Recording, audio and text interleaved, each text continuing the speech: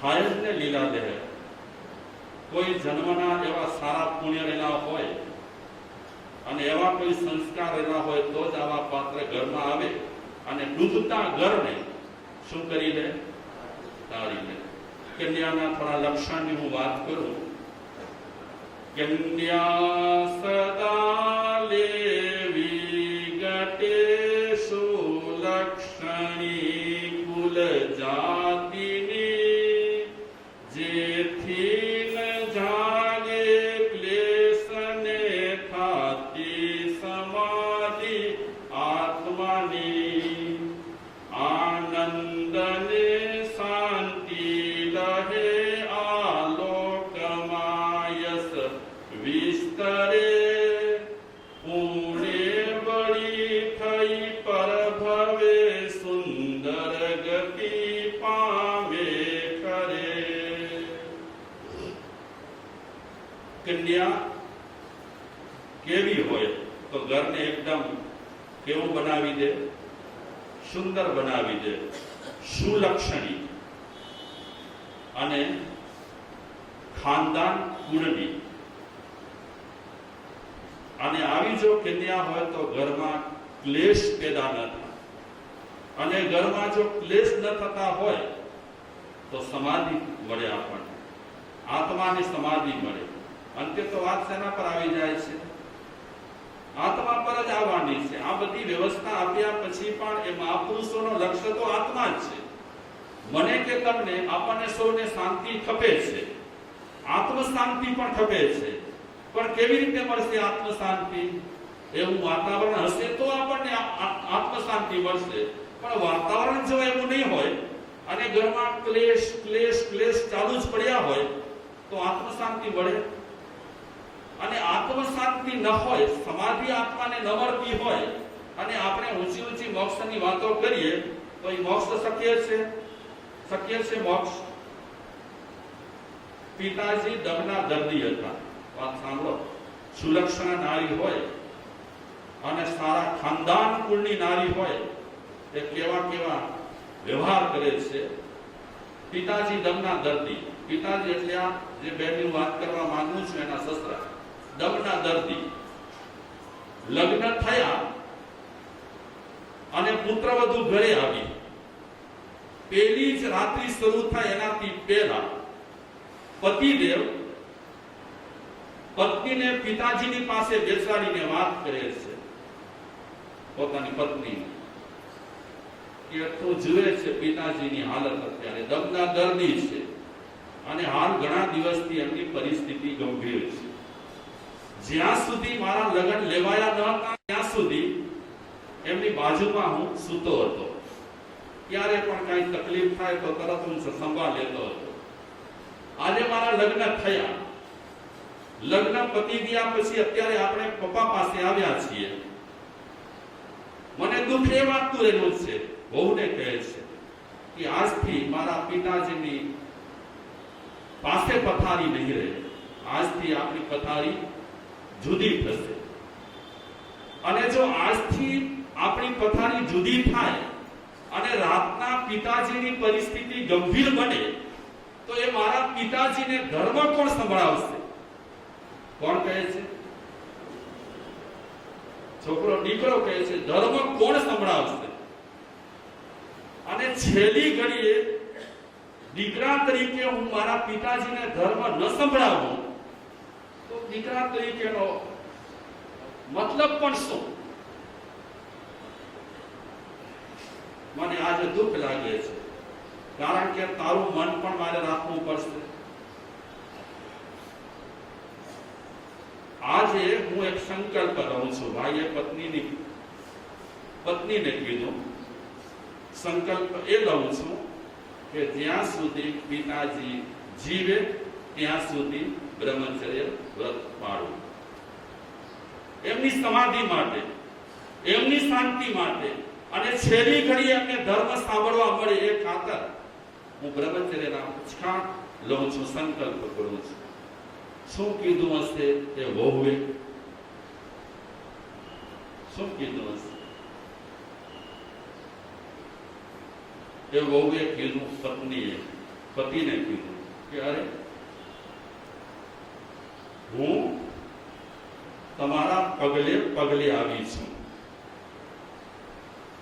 અને તમારા પગલે પગલે આવી હોવાને કારણે તમારા પિતાજીએ મારા પિતાજી તમારા પિતાજીની માનસિક શાંતિ માટે તમે આવો સંકલ્પ કરતા હો, એમની સમાધિ માટે તમે આવો સંકલ્પ કરતા હો, તો હું પણ તમારા એ સંકલ્પમાં સહમત છું અને હું પણ અત્યારે પ્રતિજ્ઞા કરું છું કે જ્યાં સુધી આપણા બાપુજી જીવે ત્યાં સુધી બ્રહ્મચર્ય વ્રત પાળવું.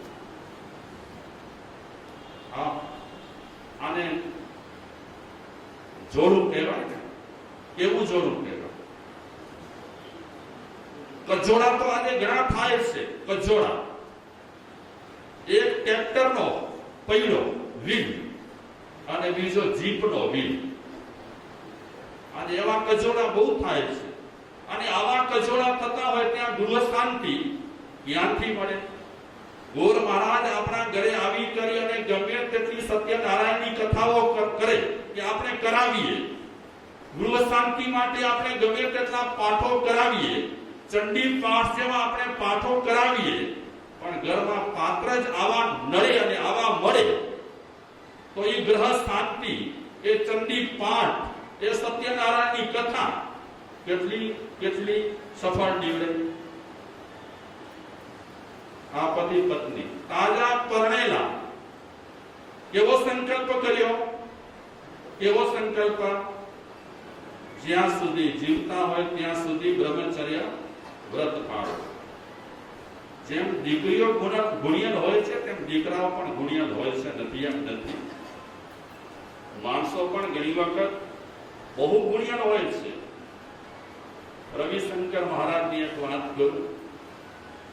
રવિશંકર મહારાજ એક ઘરે જમવા માટે ગયા. તમે તો એમની ઘણી ઘણી ઘટનાઓ વાંચી હશે, અને એમની ઘટનાઓ મેં વાંચી ત્યારે એમ લાગ્યું કે આમની સામે જૈન સાધુ કાંઈ નહીં. કેટલો ત્યાગ એમનામાં હતો, એ કેટલો ત્યાગ. એ રવિશંકર મહારાજ એક ઘરે ભોજન કરવા માટે આવ્યા, અને એ સમયે રવિશંકર મહારાજ કોઈના ઘરે ભોજન કરવા જાય એ મોટી વાત કહેવાતી હતી. લોકો ભાવુક થઈ કરી અને ભોજન કરાવતા હતા. જોકે એમનામાં ત્યાગ બહુ હતું, પછીથી એ કોઈને દુઃખ પણ દેતા ન હતા. હું એક ઘટના વચ્ચે કહું તો તમને ખરેખર વિચાર થઈ પડશે કે આવા પણ છે, હતા આપણા દેશમાં માણસો, મહાપુરુષો. એક વિધવાને ત્યાં જમવા માટે ગયા હતા. હું પછી બીજી વાત કરું, આપણી ચાલુ છે. વિધવાના ઘરે ભોજન કરવા ગયા હતા, અને વિધવા બહેન વર્ષોથી વિચારતી હતી કે રવિશંકર મહારાજ એક વખતે મારા ઘરે આવે, ભોજન કરે તો કેટલું સારું. આવ્યા નસીબ જોગે વિધવાના ઘરે ભોજન માટે. તો એ શું લેતા હતા ખાવામાં? ખીચડી. કપડા પોતે ધોતા હતા. કોઈને ખાસ કઈ ખલેલ કે બહુ બોજો થાય એવું કરતા ન હતા. આ ત્યાગી કહેવાય. વિધવાના ઘરે આવ્યા. વિધવા વિચારે છે મહારાજ મારે ત્યાં આજે જમશે. મીઠાઈ એ ખાતા ન હતા. રવિશંકર મહારાજ પોતાના કામમાં પડ્યા હતા, કઈ કપડા ધોવાના કે બીજા કે ત્રીજા પૂજા પાઠમાં, અને એ બેન સાડીના છેડામાં કઈ છુપાવીને ઘરમાંથી બહાર નીકળી. જુઓ તો ઘણા ગરીબ માણસો, જુઓ તમે શું સાહુકારી કરી હવા ભરીને આપણે ફરી રહ્યા છીએ. અમે સાહુકાર, શેના સાહુકાર? તમે બંગલા થઈ ગયા અને લેટેસ્ટ જીવન જીવો છો એટલે સાહુકાર થઈ ગયા. જુઓ આ ગરીબની સાહુકારી છુપાવીને ગઈ. રવિશંકર મહારાજની નજર પડી ગઈ કે આ બહેન કાંઈ ઘરમાંથી, પોતાના ઘરમાંથી કાંઈક લઈને નીકળી છે. અમુક ટાઈમ પછી એ બેન પાછા આવ્યા છુપાવીને કાંઈ. રવિશંકર મહારાજ એ પણ જોઈ ગયા. જમવા બેઠા. બેન એટલી રાજી, એટલી રાજી, એટલી રાજી. રવિશંકર મહારાજ બેન પીરસે છે. એ વખતે મહારાજ કહે છે, બેનજી હું જમીશ પછી થોડીક મારા મનમાં ગૂંચવણ છે એનો ખુલાસો કરી દઉં. ગૂંચવણ મને એ છે કે તમે સાડીમાં છુપાવીને કાંઈ ઘરમાંથી લઈ ગયા, અમુક ટાઈમ પછી પાછા તમે કાંઈક છુપાવીને લઈ આવ્યા, એ શું કર્યું તમે? બેન કે મહારાજ કાંઈ નહીં. જો ગરીબ માણસો ક્યારેક ક્યારેક તો આપણી સંસ્કૃતિ છે ને ગરીબો પાસે સચવાયેલી છે અને ગામડામાં વધારે સચવાયેલી છે. બાકી ગરીબ સાહુકારી છે ને બહુ ખતરનાક છે. તમે માથું ન લગાડતા, કારણ કે હું વ્યક્તિગત ધોરણે વાત નથી કરતો, આ સાર્વજનિક વાત કરું છું. ખાલી સાહુકારીની હવા ભરીને ફરી એનો કાંઈ મતલબ પણ નથી. બહેન કહે છે જવા દો મહારાજ, તમે જમો, મને એટલો આનંદ છે હું કહી શકતી નથી, પ્રગટ કરી શકતી નથી, એટલો આનંદ છે. નહીં બેન, તમારે કહેવું પડશે. જો વાંધો ન હોય, કહેવામાં કઈ વાંધો ન હોય તો તમે કહો. મને દબાણ કરે છે. આપણે ખોટી વાતો મેળવવા માટે દબાણ કરીએ. માણસો પાસેથી ગંદકી જેવી વાતો મેળવવા માટે આપણે દબાણ કરીએ. જ્યારે આ મહાત્મા શું કહે છે, કહેવા જેવી હોય તો જ કહો. ત્યારે બહેન કચવાતે મને મહારાજને કહે છે, મહારાજ કહેવા જેવું ન હોય પણ તમે કહો છો કે પછી ભોજન લઈશ, એટલે હું કહું છું તમે મારા ઘરે જમવા માટે આવો અને ખીચડી લો. આવા રવિશંકર મહારાજ જેવા મહારાજ મારા ઘરે આવે અને ખાલી ખીચડી આપું, એ મને ન ગમ્યું. અમે પરિસ્થિતિમાં તો સાવ નબળા છીએ, પણ મહારાજ અમારા ઘરે, એટલે હું એક વાટકો લઈ ગઈ છુપાવીને. વેપારીને વાટકો આપ્યો અને બદલામાં એ વાટકાનો ઘી મને મળ્યો અને એ ઘી છુપાવીને હું આવી. તમારા માટે જ ખાસ ઘી લીધો છે. વાટકો આપ્યો ઘરનો, પૈસા હતા નહીં, મારે ઘી આપવું હતું. રૂખી મહારાજને ખીચડી કેમ અપાય? આ તો આંતરિક હતી ભાવના. રવિશંકર મહારાજ વિચારે છે, એક વિધવા બહેન, એક ગરીબ બહેન પોતાના ઘરનો વાટકો વેચી અને મારા માટે ઘી લે. આજથી હું સંકલ્પ કરું છું, જાવ જીવ સુધી મારે ઘી ન લેવું. આ જીવન એ રવિશંકર મહારાજ આ ઘટના પછી ઘીનો ત્યાગ કર્યો. આવી વ્યક્તિઓ થઈ ગઈ છે આજે પણ. ગામડામાં આજે પણ સંસ્કૃતિ મળે છે. આ રવિશંકરની મહારાજની વાતમાંથી આ બીજી વાત લીધી, વચ્ચે લીધી છે. અપ્રાસંગિક વાત છે. મૂળ રવિશંકર મહારાજની વાત કરું. જેના ઘરે જમવા આવ્યા છે એ માણસ પીરસવા આવે છે ઘડીએ ઘડીએ. તો રવિશંકર મહારાજ એ માણસને કહે છે કે ભાઈ તમે મને પીરસવા આવો છો, તમારા પત્ની કેમ નહીં? જોઈ લેજો ખાનદાન માણસો. રવિશંકર મહારાજને કહે છે, મહારાજ મારી પત્ની છે રસોડામાં છે. તો હું એ જ પૂછવા માંગુ છું કે તમારા પત્ની રસોડામાં છે, તમે પીરસવા આવો છો, એ પીરસવા કેમ નથી આવતા? એ વખતે એ ભાઈ કહે છે, મહારાજ એ મારા પત્ની છે ને પંગુ છે, વિકલાંગ છે, અપંગ છે. તો મહારાજ એ ભાઈને કહે છે કે અપંગ સાથે તમે લગ્ન શું કામ કર્યા? વિકલાંગ વ્યક્તિ સાથે તમે લગ્ન શું કામ કર્યા? અને જુઓ કુલીન માણસ કેવો જવાબ આપે છે રવિશંકર મહારાજને કે સારી છોકરીઓ હોય એને તો સૌ કોઈ પરણે, વિકલાંગને પરણનાર કોઈ હોય. એટલે મને એમ થયું કે એને હું પરણી લઉં. અપંગ છે તો શું થયું? જેને કોઈ ન પરણતું હોય, કોઈ સ્વીકારતું ન હોય એવા વિકલાંગને હું સ્વીકારું. એટલે હું એકદમ અખંડ છું, પણ મારી પત્ની અપંગ છે. કેવો હશે માણસ ખાનદાન છે? આજે પણ છે એવા માણસો ખાનદાન. તારીખ 19/1/2011 નો બનાવ કહું. 18/1/11 ના જે કન્યાના લગ્ન મુંબઈમાં લેવાવાના હતા, 19 તારીખના એ 18 તારીખે એ કન્યાની આંખ ગઈ. 18 તારીખે એની આંખ ગમે તે કારણસર ગઈ. 19 તારીખે લગ્ન છે. આવો બનાવ બને તો માણસો શું કરે? શું કરે? 18 તારીખના આંખ ગઈ છે, 19 તારીખના શાદી છે એની. શું કરે? આપણે કેટલા પ્રામાણિક રહેલા છીએ અને આપણામાં પ્રામાણિકતાનો કેટલો દુકાળ પડ્યો છે એ આવા પ્રસંગોથી ખબર પડે. કન્યા પક્ષવાળાએ વર પક્ષવાળાને સંદેશ મોકલાવ્યો કે અમારી દીકરીની આ હાલત છે, આંખો એની ગમે તે કારણસર ગાયબ થઈ ગઈ છે અને અત્યારે અમારી દીકરી કેવી પડી ગઈ છે? અંધ થઈ ગઈ છે. હવે તમારે કાંઈ પણ ફેરબદલી કરવી હોય અને બીજી કન્યા સાથે લગ્ન કરવા હોય તો અમારી છૂટ છે. શું કર્યું હશે?